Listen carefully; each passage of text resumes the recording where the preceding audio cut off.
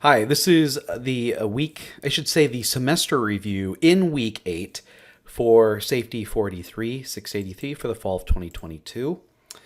I'm going to go over all of the stats I've collected thus far and give you some tips to improve if that's what you'd like to do.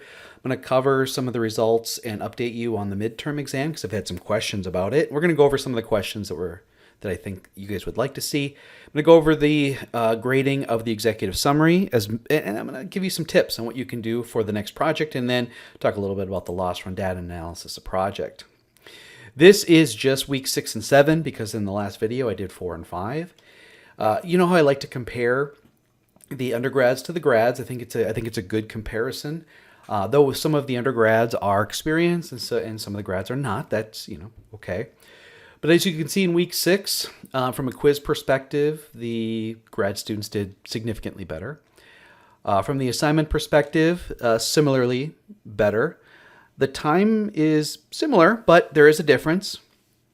If it's significant, I'm not looking at it right now. And for the views, it is also higher for the grad students. In week 7, the midterm scores. So these are pre-midterm before I made changes. More changes actually went to graduate students than undergrads. I think there's only like 3 undergrads who got points. Overall midterm score, the average was 21. We did have someone who had a 14, so that really kind of brought it down. This is out of 25, by the way. I should have said that. The average for the undergrads was 20.4, and for the grads is 22.4, so a little bit higher. With the additional points, that gap will widen. Okay. The assignment, similarly, but it's closer. It's actually closer than it was before. So some undergrads are starting to pick it up, though the time is a little bit lower. And I always kind of look at the extremes to see why that might be. So we had greater extremes here, and we had some extremes here as well. And that may have brought things together a little bit more. Views are very, very close this time too. For quiz 6, we had some people who rushed it. Obviously, majority of the people got 90s or perfect. The average time was the time limit was 30, and so working right within there. We had 2 questions that had scores below the 80%, which is when I like to talk about it. So I want to go over it with you. The first one said, based on everything here, compared to the industry peers, which was NAICS 337121. And, which one of these is correct. So based on this summary of a 300 log, I calculated the total case incidence rate. You add up these 3, HI and J, that's 33 times by 200,000, the constant, and 1.5 million and hours worked, gives them a 4.4 TCIR. The days away restricted transfer incidence rate is 18 and 9, which is 27, times by the constant divided by the hours work, 3.6. The no lost time ratio is J versus H and I. That's 6 versus 27. If I divide both sides by 3, I get a 2 to 9. So it's below the 1 to 1, so not great. So the company safety program, so one is the company safety program is better. I didn't put the comparison in, did I? I thought I did. But I thought I did. It must not have transferred. Oh, it's right here on the bottom. Duh. I knew I put it in here. So this is 337121. Okay. This is from table 1 of the 2020 SOI report. So their DART is 3.2. So theirs is 3.2. Ours is 3.6. So we're higher by 0.4. So we're worse. Their no lost time is 2.1 to 3.2. It's not good, but it's better than ours. So the company safety program is performing worse than the industry peers based on DART and no lost time. That's the correct answer. All right, the next one. Compare these 2 companies. So they're right here in front of us. We already calculated the information for company B. See, it's right here. Boop, boop, boop. Company A, on the other hand, their DART is 10 plus 15, H plus I, which is 25 times by constant divided by the work hours for the company, which is 2.5 million. So their DART is 2.0. Their no lost time is 50, J versus H and I. So it's 50 to 25 or reduced to 2 to 1. It has a much lower DART and a much better no lost time ratio. So the company is performing better based on those two things. So that's how you do it. The midterm exam, this is pre-adding the points. The low was a 56. We had some people with 100%. I think there's additional people who have 100% for adding points. You had an hour to work on it. The average was 41 minutes and 25 seconds. So I have quite a few to go through here, so just bear with me. So this first one here, what is the no lost time ratio for the industry peers? The industry peers is right here, 336212. I went and looked it up. It's truck trailer manufacturing. The no lost time is the other recordable, which is 1.6, to the DART, which is 3. So wait, it's 3. Sorry. There's a 3 over here somewhere. There's supposed to be. It got cut off because I had added this. So it was 3 to 3. So it's a 3 to 3, and the answer was given. So I don't know where you got these other things. As you can see, what I did here is I took the TCIR, the DART, and the other recordable, and I gave variances of it. Or what I did is messed with you and didn't put the right numbers in, and then I put the correct answer as not provided, just to see, just to test you. But this was obviously 3 to 3, as long as you found the right entry and pulled the right numbers. Next one, is the company DART incidence rate better, worse, or similar to their industry peers? Here we had the calculation was, the 30 times by the constant divided by 1.6 million. So the company DART is 3.75. The industry peer, which is 33995, which is fluid, power, cylinder, and actuator manufacturing, was 3.9. There could be it is, we are lower. I mean, we're better. That's the correct answer. But some people argued, what is similar? And because it's 0.15 off, if you were to round up to 0.8 to be 0.1 off, I decided to give these 7 respondents an extra point for this one. So 33995, this problem, just the DART was too close, so similar is a possible interpretation. So those 7 people got a point. The next one, comparing all factors, which is basically the DART and the no lost time ratio. How do they compare to their peers? So the company's was a 5. That's 2 times by the constant divided by 80,000 hours. That's correct, is 5. The company is 3.6. Got it right here. This is 321992, prefabricated wood building manufacturing. So the DART were higher by a 1.4. That's a lot. The no lost time ratio, we actually have a 5 to 2, which is good. They have a 2.3 to 3.6, which is not good. But the answer was worse but better, no lost time. So that's the correct answer right there. I actually added that as a hint because I was recalculating some of the answers because they had changed from the 2019 version. All right, let's go to the next one. All factors, who's doing better? The company DART is 10. That's 4 times by the constant divided by 80,000. The comparison of 623 is 9.3. That's a 0.7 difference. I felt that anything above a 0.5 difference would not be as similar. It is worse. Especially the no lost time. That's really bad. We had 0 no lost times for the company. So this one, I was kind of teetering on it, but I decided to keep this one. No extra points granted. The next set, again, we're working with the 33995. The DARTs are too similar, so I gave these 3 people an extra point. Okay. This one here, again, it's close, but 9.3 versus 10, I wouldn't consider that similar. I consider it worse. And so, so unfortunately, these 4. So based on the last 2, there could be an argument, but I just feel that a 0.7 is too, and you wouldn't round it differently. You'd round it down to a 9. Okay. The next one, comparing all factors, who's doing better? The company was a 2.25.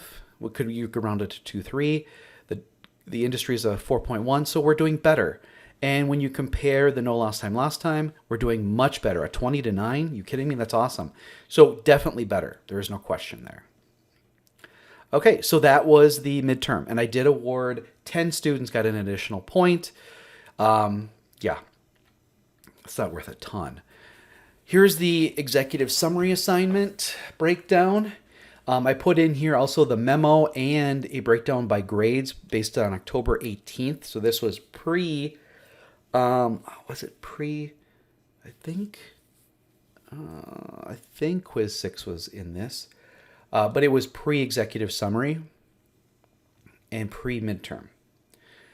So I used the rubric to score, and so overall, where did we lose the most points? Well, we were at an average of about 87, close to 88, so close to a B plus for the actual written executive summary. And as you can see, the average was right around 81, 82 for the undergrads, and right around 93, 94, 95, excuse me, for the grad students. So they wrote much better. Did we have something similar with the memo? We did. Actually, undergrads did a little bit better than the memo assignment. Grads did not as good as the memo assignment. So that's kind of interesting, right? The writing itself, the grad students were at 8.6 versus a 7. You guys really need to read this stuff out loud before you submit it. Or just, what are you writing in first person language? You're not supposed to do that. It's supposed to be more objective. For the prep, it looks like the grad students did significantly better. The prep document and the tech report review, some of you just blew it away. You guys broke down what was there. This is what the findings were. This is what the findings mean. And then this is what management needs to do to try to improve things. That's what I'd wanted to see. Others didn't really do that. It's like you guys came up with the answer and then you just sort of splurted it out without really laying out what you're going to do. Then all of a sudden the executive summary had some tables in it, had some data in it, without really addressing it in the tech review or the prep. And so points were taken off for that. So here are the raw scores, and this is what was posted out of 50. So the writing assignments affect the grad students more. Their grade is more weighted towards the written work, and so it's higher. So actually, if you were to look at your grade as a graduate student, it's probably higher than what you're seeing, because again, the written work is going to influence it more. And the grade breakdown, undergrads, there's a few students who are really pulling it down, whereas for the grads, the max is a 99%, the min is an 88%, versus a 99% versus a 40%. So that's where I'm seeing the difference going on here. I think most everybody is in sort of a B range up to an A range, which is good at this point. But this is where the semester gets really difficult, and a majority of the grade is earned through the loss run data analysis. Another thing is the plagiarism. The 92 was deducted for it. They used work that they had done previously, and I was able to find that because I was running this on everybody. A few of you were up in the 40s, and I did investigate it, but what I found is a majority of them, the percentages were coming from their planning document, to which it's justified. And so I reversed the coloring of it. So this is the executive summary assignment. Now here's a breakdown of the first 8 weeks of the semester. Every semester I'm tracking time and views. I also took the weekly averages for those times and views because that's going to reduce the influence of 1 week being really high or 1 week being really low. I compared it, and this is from week 2 on. Week 1, I kind of left that alone because it's very variable at the beginning. Quiz, assignment, weekly assignment, the midterm, the memo, and the executive summary, and how it breaks down. And you've been seeing this all along. But you can see here after an average of 8 weeks, or I should say 7 weeks because we're in the 8th week now, that the grad students are putting in more time. They're doing more touches. Their quizzes are higher scores. Their assignments are higher scores. Their midterm was just slightly more, but again, with the points added, that's going to be a change. The memo, significantly better, and the executive summary, significantly better. So I think there's something to be said that if you're not earning the grade that you want, you got to put in more time and do more work. That's what it's showing. No, I did run some Pearson correlation. This is something I do. It helps me detect when something's a little off. Some of the midterm scores were higher than I expected based on the work, but I'm going to give you guys the benefit of the doubt because the midterm, not everybody took the same exam. The system itself randomly drew questions from question banks I had created. So, which is why not everybody got certain types of points because some of you didn't have that question. So I just, it would be very difficult for anybody to cheat that way because the person sitting next to you, if you're taking at the same time, probably wasn't taking, getting the same questions. It was, could you do the technique properly? Could you interpret the results? So from a Pearson correlation, there appears to be significance. Now what I did is I did a two-tailed analysis with an n minus 2 degrees of freedom, and our n started at 30 because that's where we're at. 16 undergrads, 14 graduates. And so the two-tail makes it more difficult to find significance. And what a Pearson correlation. It's a Pearson moment correlation. It just attempts to establish that is the criterion by which you're comparing. I'm sorry, I spelled correlation wrong. Okay? That do the two curves, do they separate enough to make it significant at 1 in 20 chance? 1 in 20 chance of getting a false positive. And so it's a more sophisticated than a one-tailed, in which you know which way it's going to go. I didn't assume anything, and then I also had to come up with the significance tables for just comparing the undergrads, which are 16, and the grads, which are 14. So time on quiz was significant at a 0.05. Time versus assignment was also significant at a 0.05, and the time versus executive summary again significant at a 0.05. These other two just did not meet the level. Okay. Next, I did it. Well, I suppose we could look at it undergrad and grad. Nothing got above because it got more challenging to get a positive or a significant finding when you have fewer numbers, and also having more data helps too. Pearson correlation for versus the views. Again, views and quiz significant at a 0.05. Views and assignment, on the other hand, got a 0.01. So maybe some of you aren't looking and spending enough time looking at things multiple times, really consuming everything that's there, and that may be contributing to your assignment grades. Nothing else came above that 0.35. Though we did get significance for undergrad with views and assignments. So for the undergrads more, it appears that some of you aren't looking at everything. You aren't spending enough time reviewing all the materials that are provided, and that's affecting definitely your assignment, likely affecting quiz 2. And it looks like it's affecting other things, but not as much. So that's what I run. And so I'm always watching, looking for what would be sort of a leading indicator to performance. And I also have red flagged, I shouldn't say red flagged, but I have identified several students in this class that aren't spending nearly enough time or looking nearly enough stuff. Sometimes it results, you're a good quiz taker, or you're putting in enough in the assignment to get a decent score. But now the rubber is going to hit the road, and we're going to see what turns up with the lost run data analysis. It takes time to learn this stuff. If it doesn't come to you right away, it takes more time, and you have to be able to work through frustration or confusion. If you don't do that, then you won't turn the stuff in, and then it'll affect your grade. If you work through it and learn it, your grade will improve. It's just, I don't want anybody, especially from the undergraduate ranks, saying, oh, this is taking so much time. You haven't been putting in enough time, apparently. That's what this says. So here's my observation and tips. Always read the instructions. Some of you aren't reading the instructions. Happened on quiz 6, happened on the midterm. It's been happening on the 2 writing assignments. Read everything. Write it down if you have to, so you understand. Ask for clarification if you have to. The presentation is what's important. I'm going to be grading you on the work you submit, not the work you put into it. Because I get emails from students, I've been working really hard on this, putting in all these hours, but you're not putting it in a presentable format. It's not clean. It's not clear. And so that's what you're getting graded on, not the hours you put into it, but how it's presented.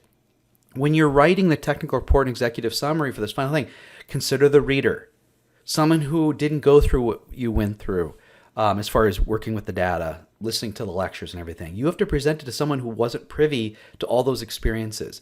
That's what makes you a better writer, okay? Finally, make sure all your tables and figures are clean, that they're professional, that they have titles and numbers, and there aren't abbreviations used. Some of you copy and pasted from the wrong thing for the executive summary assignment, and some of you for the memo assignment. Make sure it's a good looking table. Watch my videos. Watch the additional videos as well. I assume you guys are going to want me to set up some regular office hours to provide some assistance, and I need to know when to host those. I'm a busy guy, and so we're going to have to just find time that works for everybody, and it may be that you have to try and work a little bit ahead, and then we can meet on Mondays or Tuesdays, because those are my two most available days. Wednesday, Thursday, Friday, typically busy for me. I'm willing to meet on Sundays, but when the assignments are due Sunday night at midnight, that's really waiting to the last minute, and I'm not always available on Sundays. I've got some family stuff that comes up from time to time. Based on previous semesters, there's been questions, should we keep with weekly assignments? The weekly assignments, I may curtail them, and I'm going to hold off at least one more week on providing additional speaker lecture content and really focus on the loss run data analysis. I need to see how you guys perform this week, because I haven't even seen the week 1 stuff yet. So it's difficult for me to make any adjustments right now, but realize that I understand that keeping with the original plan of lecture content each week and a summary and a quiz in addition to the loss run data analysis site may be a little bit too much. But you definitely, please reach out to me. Last thing, when you email me questions, I don't feel it's professional or acceptable to explain to me how stressed you are or how much you hate this assignment. State what the issue is, what you've tried, and how you'd like to resolve it without being insulting. Try to do that, please. It just, in past semesters, students just have felt, I guess, liberal enough to, make me feel bad and then ask me to help them. And let's try not to do that. There's another skill right there. Be professional about it. This is an assignment. It's going to come easier to some. It's going to be more difficult to other. This is your chance to, I guess they call it sink or swim, grow or fail.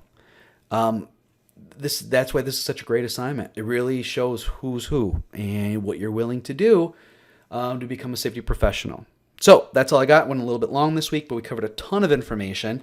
Hopefully it was helpful. Please let me know when you'd like to meet for office hours, because I love doing this data analysis. It's my favorite part of the semester. All right. Thank you. Bye.